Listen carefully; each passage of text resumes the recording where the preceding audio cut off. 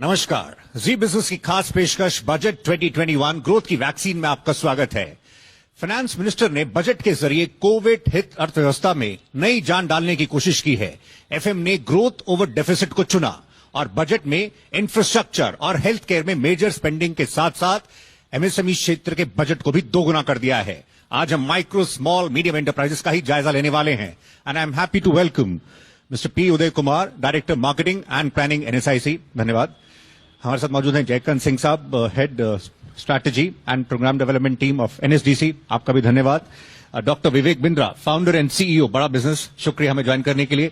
साथ ही हमारे साथ मौजूद हैं professor Rakesh Mohan Joshi, chairperson international collaborations and research IAFT, आप सभी का धन्यवाद। इससे पहले हम बातचीत शुरू करें, हम बताना चाहेंगे हम मौजूद हैं एनएसआईसी बिजनेस पार्क में। डॉक्टर बिंद्रा, शुरू आपसे करते हैं। अब आप हमें ये बता सकें डॉक्टर बिंद्रा, जिस तरह से एफएम ने इंडिकेट किया था बजट से पहले, बजट लाइक नेवर बिफोर, और बजट जो आया है, जिस विजन के साथ ये बजट पेश किया गया है, आप उसको किस तरह देख रहे हैं?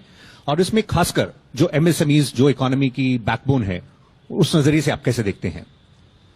धन्यवाद। पहला बात यह है कि बड़ा करेज चाहिए सरकार को कि वोट वाला बजट छोड़ के ग्रोथ वाला बजट पे फोकस किया जाए। तो मैं कहूंगा कि ये वोट वाला बजट तो नहीं था, ये ग्रोथ वाला बजट था। इसमें आम आदमी के लिए इमीडिएटली तो कोई कुछ ऐसा अवेलेबल नहीं है कि आपको एक स्टेरॉइड का कुछ वैक्सीनेशन कर दें और फटाफट सबका कैश फ्लो एकदम बढ़ जाए। इकोनॉमी की ग्रोथ के लिए तीन चीजें चाहिए। पहली है कंजम्पशन, दूसरी कंजम्पशन होती है और तीसरी भी कंजम्पशन है।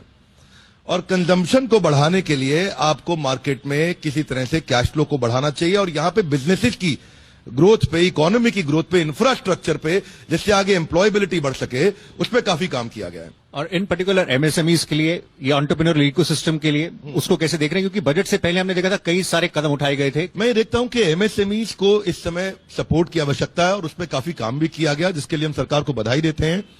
मैं पर्टिकुलरली एडटेक सेक्टर की 2 मिनट बात जरूर करूंगा। टेक्नोलॉजी बेस्ड एजुकेशन या स्टार्टअप्स की आज 4,500 स्टार्टअप्स है इंडिया में। मुझे लगता है एजुकेशन के एरिया में आज 6,000 करोड़ रुपया कम कर दिया गया है बजट एलोकेशन में पिछले बार के मुकाबले। अगर आप ध्यान से देखें, इस समय एजुकेशन हमारी एक वो महत्वपूर्ण बैकबोन है जिससे बहुत बड़ा अंतर लाया जा सकता है। मुझको लगता है स्टार्टअप्स के लिए कम से कम 25,000 मेंटर्स की आवश्यकता है आज देश में, सोलोप्रेन्योर्स के लिए, वॉन्ट्रप्रेन्योर्स के लिए, क्योंकि एमएसएमई बनने से पहले वो सोलोप्रेन्योर या वॉन्ट्रप्रेन्योर रहता है जिसको आगे बढ़ना है। तो आज एजुकेशन में मुझे लगता है कि जैसे आईएएस है या आईएफएस है, इसी तरह से इंडियन टीचर सर्विसेज भी होना चाहिए और उस पर भी विशेष ध्यान दिया जाना चाहिए। चलिए हम आपके पास लौट कर आते हैं। उदय कुमार जी, आप हमें बता सकें, एमएसएमईज को लेकर हमने देखा कोविड टाइम में कई स्टेप्स, इनिशिएटिव्स लिए गए और जहां तक बजट की बात है उसमें ऑलमोस्ट डबल कर दिया गया है, 15,700 करोड़ कर दिया गया है।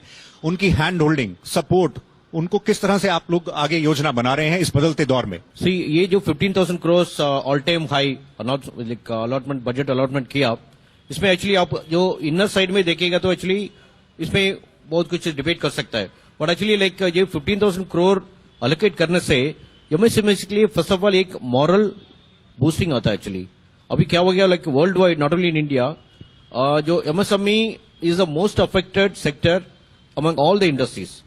India is the most affected because इसमें एक्चुअली आपका जो नंबर ऑफ एमएसएमईज है, 6 करोड़ एमएसएमईज है, इसका डिपेंडेंट करके ऑलमोस्ट 110 मिलियन एम्प्लॉयज भी इसमें डिपेंडेंट है एक्चुअली।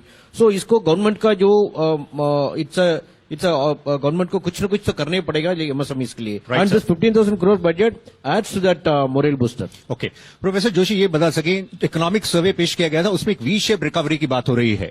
साथ ही ये जो एक बदलता वर्ल्ड ऑर्डर है, इसमें इंडिया पर सबकी निगाहें थी। इस बजट को आप किस नजरिए से, उस पर्सपेक्टिव से देखेंगे? और एमएसएमईज को आगे बढ़ने के लिए अब इनोवेशन पर, नई तकनीक पर, बेहतर क्वालिटी पर, कई मोर्चों पर काम करना होगा। ये न्यू अपॉर्चुनिटीज के मद्देनजर आप कैसे देख रहे हैं इस बजट को, उस बैकड्रॉप में? नहीं, देखिए, ये बजट अगर आप देखते हो एमएसएमईज के लिए, तो this has been a transformational budget. अभी तक मतलब I am covering budget for last 15-20 years, तो हर बजट के अंदर उसका एनालिसिस ये आता था कि किस चीज की कीमत बढ़ गई और किसकी घट गई।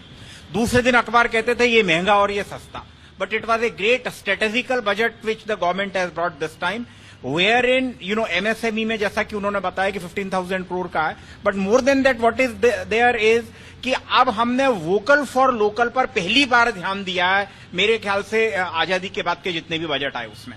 And this is probably the first time when the government is very serious about, promoting the local production. If the local production gets promoted, it is the MSME and the small entrepreneurs who gets absolutely benefited.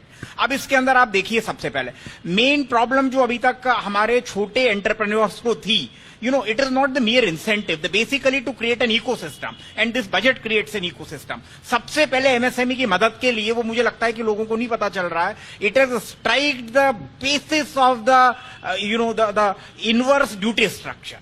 Now, inverse duty structure always existed in this country, and this has been responsible for, widespread and blind imports of, small products which can be manufactured in India, be it toys and mobile. Okay और आपने कहा vocal for local को इससे एक push भी मिलेगा. जयकांत साहब ये बता सकें, अब नया दौर है तो फिर इसमें स्किलिंग की जहां तक बात है, इसको आप कैसे देखेंगे? वो बहुत क्रूशियल रहने वाला है इसमें, क्योंकि इंडस्ट्री 4.0 की बात है एक तरफ, तो उसमें न्यूअर स्किल्स, पोस्ट पेंडेमिक दौर है तो उसमें भी नए तरह के हुनर की जरूरत.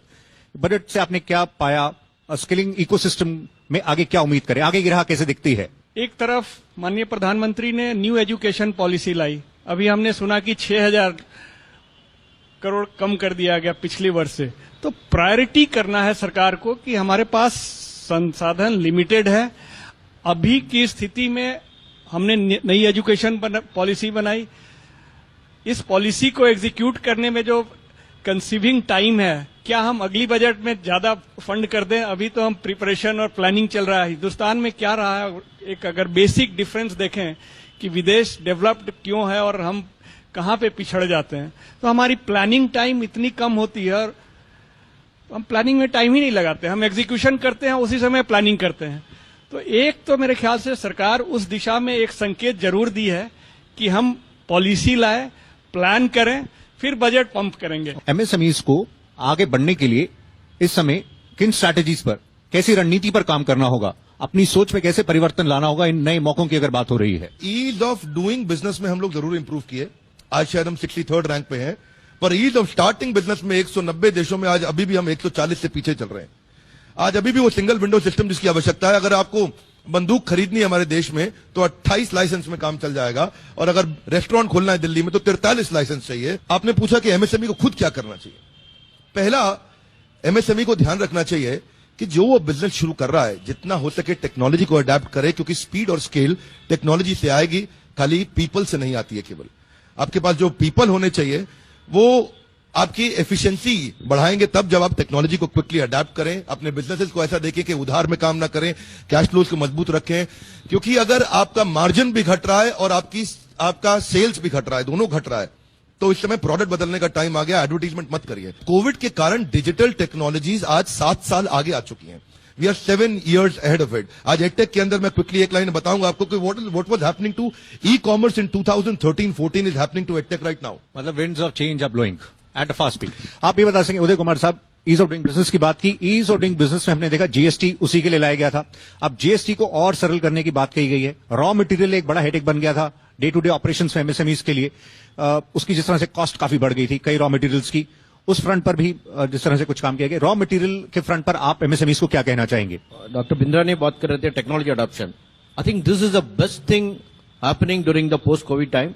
इंडिया में एक्चुअली लाइक कोविड के पहले एक्चुअली टेक्नोलॉजी अडॉप्शन एमएसएमईज के लिए इसलिए उतना ज्यादा नहीं थे actually. But during the Covid के बाद लॉकडाउन के टाइम में इसको मजबूरी हो गया एक्चुअली, लाइक हम लोग टेक्नोलॉजी अडॉप्ट करने ही पड़ेगा actually. And second is actually like as per the challenges are concerned, like the raw material is one of the perennial challenges for the MSMEs. Of course, NSIC has been trying to do little bit on facilitating the raw materials at a very competitive price to the MSMEs. But we also face challenges like आपको भी देखा होगा actually recently जो raw material prices भी इतना sky rocketing हो गया actually. हम लोग फिर उसको भी मिनिस्ट्री में टेकअप किया. We have talked to associations. We have taken up with even the raw material suppliers. And in fact actually like जो even Indian raw material suppliers भी, कई रॉ मटेरियल सप्लायर हम लोग भी कोऑपरेट किया. Professor Joshi ये बता सकें, हमने देखा बजट में टेक्सटाइल क्षेत्र की भी बात की गई और टेक्सटाइल क्षेत्र बहुत ही लेबर इंटेंसिव सेक्टर है.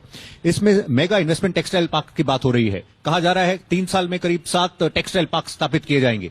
इसमें किन बातों का ध्यान रखना होगा उस बैकड्रॉप में, क्योंकि टेक्सटाइल क्षेत्र में बांग्लादेश है, वियतनाम है, कंबोडिया है, उनकी जो मार्केट्स हैं उनको देखते हुए हमें किस तरह की स्ट्रैटेजीज पर आगे मूव करना होगा? ये textile is a very important field where the government is putting its attention.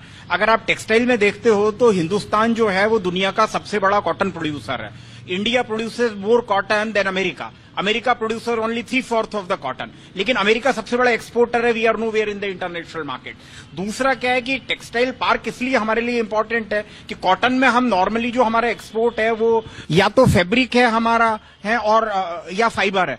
The only thing is we need to go into value added product and then अच्छा, आप जैसा कि आपने इसमें बांग्लादेश में देखा कि बांग्लादेश में textile industry over the last 2 decades has grown up and Bangladesh has become one of the largest manufacturer and exporter of textiles. Vietnam जैसे आया, लेकिन इंडिया का because of A complete supply chain, complete value chain in terms of the textile and the skill of this people. अच्छा, दूसरा labour intensive sector mega textile. So I think mega textile parks are there, to cater to the requirement for the, for the high end level. But at the same time, India has got small artisans. उसमें handloom है, कुछ handicraft है, कुछ हमारे यहाँ पे silk है, जैसे बनारसी सिल्क है, मैसूर सिल्क है, इधर नॉर्थ ईस्ट के अंदर भी सिल्क है। So all two small things have to be taken into account. So I am very sure that it will certainly boost value addition, technology upgradation and integration of the complete value chain in the textile sector, and more importantly is providing employment. Okay. One last thing I will tell you, the secret of success of China's growth lies in their SEZs, very meticulously they brought. China's growth, story started not because of a domestic market, it started because of the international market. हम आपके पास आ रहे हैं doctor साहब। फिलहाल वक्त छोटे से break का है, हम जल्द ही लौट कर आएंगे। हम जायजा ले रहे हैं बजट 2021 एमएसएमई क्षेत्र के लिए कैसा रहा और इस क्षेत्र की आगे की राह कैसे रह सकती है। हम जल्दी हाजिर होते हैं।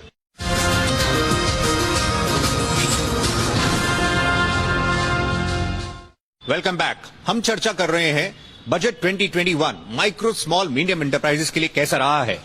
एक जयकांत साहब आपसे भी एक रिएक्शन लेते हैं। बजट में हमने अब जब बात हो रही है अपस्किलिंग, रीस्किलिंग, वर्कफोर्स को करना होगा, बजट में मेंशन हो रहा था कि यूएई के साथ पार्टनरशिप हो, जापान के साथ इंडस्ट्रियल वोकेशनल स्किल्स की बात हो। उन स्किल्स की जो बात हो रही है जो आगे बढ़ना है, उनको इंडियन रिक्वायरमेंट्स हमारी लोकल जरूरतों के हिसाब से किस तरह से रेडी करते हुए आगे बढ़ा जाएगा?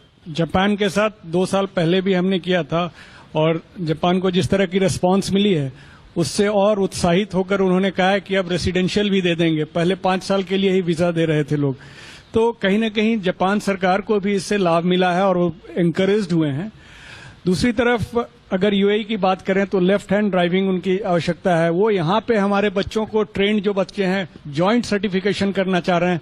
इसी प्रकार से हम ऑस्ट्रेलिया से कर रहे हैं, बाकी देशों के साथ भी हमारी बातचीत चल रही है, स्विट्जरलैंड से चल रही है आईटी के लिए खासकर। तो अन्य देशों के साथ भी अगर हमें माननीय प्रधानमंत्री जी कहते हैं कि India should become the skill capital, तो स्किल कैपिटल हम ऐसे ही बनेंगे जिस तरह आप टेक्सटाइल की एक्सपोर्ट की बात कर रहे हैं। हम भी अपने मैन पावर, और ये आप if you go back to history, Gandhi ji के जमाने में बैरिस्टर बाहर जाया करते थे, उसके बाद इंजीनियर बाहर जाया करते थे। अभी टाइम है जहां हम स्किल्ड मैन पावर की आवश्यकता हम पूरे विश्व को यहां से भेज सकते हैं। Okay. और उस दिशा में हमने पूरे विश्व की एक सर्वे करवाई है और कंट्री टू कंट्री उस पर इंटरेक्शन जारी है मंत्रालय की तरफ से। Right sir. डॉक्टर बिंद्रा ये बता सकें, टेक्नोलॉजी अडॉप्शन जो है वो जिस तरह से कोविड टाइम में हमने देखा है और उसको लेकर छोटे कारोबारियों को एक बात समझ आ गई कि हमें ग्रो करने की बात तो एक पहलू है, लेकिन सर्वाइव करने के लिए भी वो जरूरी है। इसको बूस्ट करने के लिए और प्रोत्साहित करने के लिए कुछ इंसेंटिवाइज या क्या कुछ और स्टेप्स लिए जा सकते थे? क्या आप देखते हैं उस फ्रंट पर? टेक्नोलॉजी अडॉप्शन पे आपने पूछा, बहुत अच्छी। एक मैं इसमें बड़ी महत्वपूर्ण बात बताऊंगा कि कई बार एमएसएमई, ये छोटा व्यापारी, ये सोचता मुझको टेक्नोलॉजी आती नहीं है, मुझको टेक्नोलॉजी का ज्ञान नहीं है, नॉलेज नहीं है।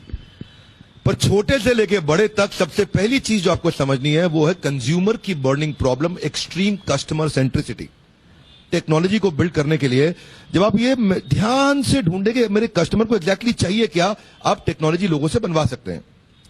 मैं आपको उदाहरण देता हूं, ऊबर जो है, जितनी टैक्सीज के कारण परेशानियां हो रही थी और महंगी टैक्सियां मिलती थी, वो कारण है ऊबर और ओला के जन्म का, टेक्नोलॉजी नहीं है केवल। तो क्या है वो?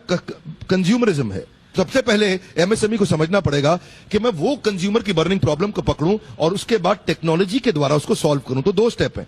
टेक्नोलॉजी से सॉल्व करने से पहले वो कंज्यूमर की एक अर्जेंट बर्निंग प्रॉब्लम को ढूंढे। इससे फायदा क्या होगा? इससे होंगे दो फायदे।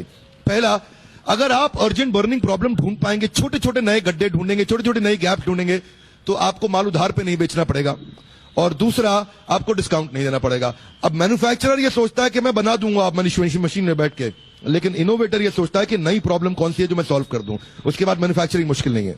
जी, उदय साहब ये बताएं आप हमें, जिस तरह से अभी न्यूअर अपॉर्चुनिटीज की बात भी हो रही है और दौर कॉम्पिटिटिव भी बहुत है, इसमें नए बाजारों तक जाने में मार्केटिंग और ब्रांडिंग ये भी क्रूशियल होगा, जिस पर छोटे कारोबारी उतना फोकस नहीं करते।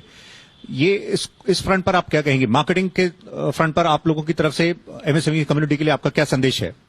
Thank you. Actually like marketing बात करने से एक्चुअली इधर दो तरीका है। एक तो marketing for the open consumers, another for the marketing to the government. अभी क्या क्या लाइक अभी लास्ट ऑलमोस्ट 5 to 10 years में गवर्नमेंट एमएसएमई प्रोक्यूरमेंट को मैक्सिमम फोकस कर रहा है। एक्चुअली पहले ये फोकस नहीं थे। एक्चुअली अभी गवर्नमेंट ने लेके आए थे mandatory 25% procurement target from micro and small enterprises. अभी इसको बहुत काफी सक्सेस हो गया। एक्चुअली ये जो डेटा है, पहले किसी के भी कुछ आइडिया नहीं थे, अभी सभी डेटा एक्चुअली हमारा जो वेबसाइट्स में है, एमएसएमई संबंध पोर्टल में है, एमएसएमई समाधान पोर्टल में है। इनफैक्ट एक्चुअली लाइक 25% कहीं पीएसयूज सरपास कर दिया actually. And from the consumer point of view actually like for the mass market, आप जो डॉक्टर बिंद्रा बोलने के जैसे, we need to create a branding, product utility को क्रिएट करने की जरूरत है। It should be demand driven product, तभी actually automatically market will evolve. उसका सपोर्ट सिस्टम है, whether it is a financial facilitation, whether is a product raw materials, whether it is like a financial export requirement. इसको facilitation के लिए like MSMEs including like MSME ministry, NSIC भी बहुत मदद कर रहा है एक्चुअली। इनफैक्ट एक्चुअली लाइक इसमें ये अपॉर्चुनिटी में मैं और एक पे बोलने जाऊंगा। Actually now ministry of MSME has created a fund of funds, NSIC इसको इंप्लीमेंट कर रहा है। It is going to be it is opening 50,000 crores. 50,000 crores is going to be available for MSMEs, progressive MSMEs, growth-oriented MSMEs, to upscale them, to outgrow. They have to, using this 50,000 crores through the private equity route, they can become corporates. Ultimately, इसका क्या है, India में जो China में जो small MSME today global brand बन गया actually.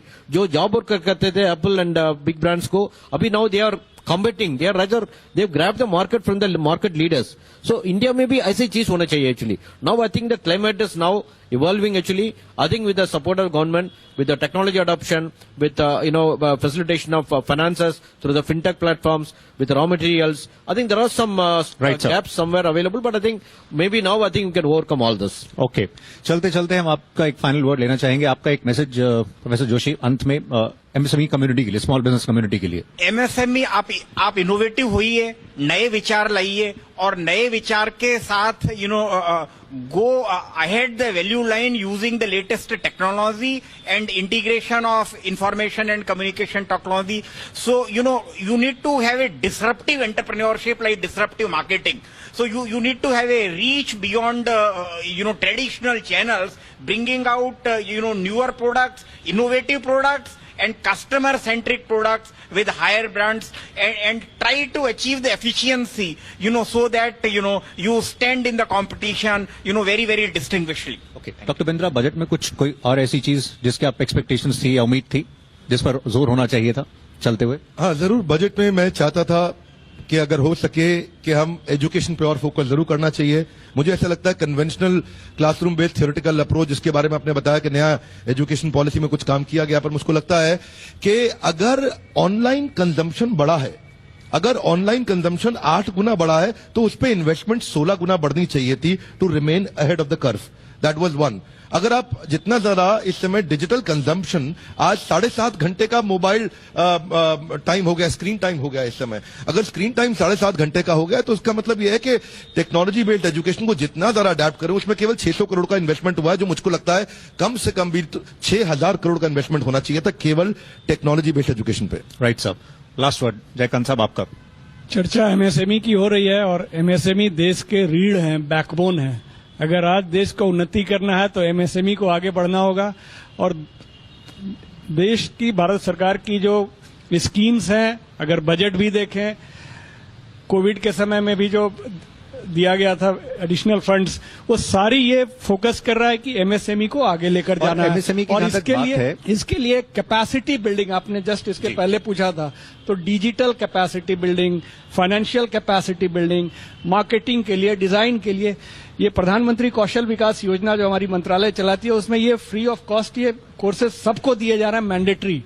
और उसके साथ आप सिडबी का देखें, एमएसएमई, इनके सारे स्कीम्स, आप माइनॉरिटी की बात करें, हुनर हाट वो लगवा रहे हैं पूरे देश में, 4-4 दिन, 10-10 दिन के हुनर हाट लगवा रहे हैं, जिसमें आर्टिजन्स को लेकर पर ये जा जो रहे हैं। स्किलिंग की जहां तक बात है कि स्किलिंग मैपिंग के अकॉर्डिंगली भी आगे पूरी उस तरह से रोड मैप तैयार हो रहा है, क्योंकि जिस क्लस्टर में जिस तरह की स्किलिंग की जरूरत है, उसके वर्कफोर्स को उस फ्रंट पर बढ़ना कितना जरूरी होगा? सरकार ने स्किल फंड बना दिया, स्किल फंड दे दिए हैं, इंडस्ट्री को इसको ऑपरेट करने के लिए मैनेजमेंट भी उनके हाथ में दे दिया है। हमें इंडस्ट्री का सहयोग चाहिए, क्योंकि ये केवल सरकार की जिम्मेदारी नहीं बनती, इंडस्ट्री और बेनिफिशियरी सबको अब समझना चाहिए कि हमें आगे बढ़ना है। बेनिफिशियरी को भी ये देखना होगा कि अगर मैं अभी एवरेज क्लास अटेंडेंस की बात करूं तो कहीं बहुत अच्छा है, कहीं कम है, तो हमें एवरेज अटेंडेंस बहुत अच्छा करना है। बेनिफिशियरी को समझना चाहिए कि इससे हमें लाभ हो रहा है। इंडस्ट्री शुड कम फॉरवर्ड कि उनकी डिमांड क्या है। मैं बार बार स्कीम में हमारी सरकार कही है कि जो डिमांड ओरिएंटेड है, पहले हम उसकी Right, sir. स्किलिंग करें। तो we are open, we will welcome, let industry come forward. हम अपनी स्तर पे कोशिश ये कर रहे हैं, हर इंडस्ट्री के साथ जा रहे हैं। हमने सेक्टर स्किल काउंसिल बनाया है। सेक्टर स्किल काउंसिल का काम ही यही है कि इंडस्ट्री से वो डेटा गैदर करें कि कहां पे किस ट्रेड की Point noted, रिक्वायरमेंट sir. है स्किलिंग की, Right. और उसको हम फुलफिल तो करें। साहब, आपका एक लास्ट वर्ड ये बता सकें, ये जो नया साल अब है, आप कैसे आगे की राह देख रहे हैं? 2020 तो सभी के लिए बहुत टफ रहा कई मोर्चों पर, अब आगे क्या आपका लास्ट मैसेज सर? मैं एक्चुअली आपने बोले थे टफ थे, हम लोग को एक्चुअली टफ नहीं फील कर रहे थे। फर्स्ट क्वार्टर वाज टफ थे। उसके बाद एक्चुअली लाइक लॉकडाउन के बाद I think that pent up demand was so high actually. I told you like we sold the highest raw material during the month of October actually. So what I feel is actually 21-22 is going to be the best year for India, especially for the MSME sector, because even before the budget, the Atmanirbhar package has really cleared the decks. And the budget का the 15,000 crores allotment है, plus again the allotments for various sectors like health or infrastructure. I'm sure actually it's going to have a catalytic effect, and it's going to boost up the morale of the MSMEs. And we are there actually.